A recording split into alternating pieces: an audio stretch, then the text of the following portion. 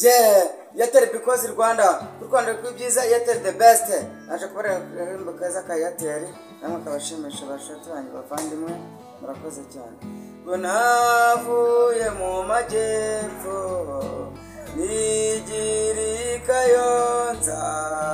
nasanze Airtel bitanyikunda cyane genda Airtel Genda Airtel we Genda Airtel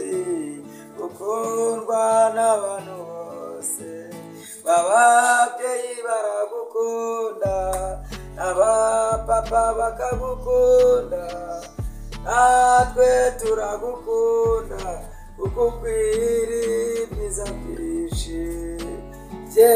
mu byukuri nyibona ahise mbona nishimiye nishimye kubera ko yangeje ibyiza byinshi yaba ukoresha kuri interineti yaba ari guhamagara niwiceceka wivugire na Airtel because Rwanda barakubyiza Airtel because Rwanda barakubyiza Airtel the best Airtel is now komera kashimani nawe arahari yaza akabidufashamo rekaze nawe bikurikirane Airtel ni nziza ibihe byose turayikunda kandi turayikumbura cyari kimbere cyane cyari kinyuma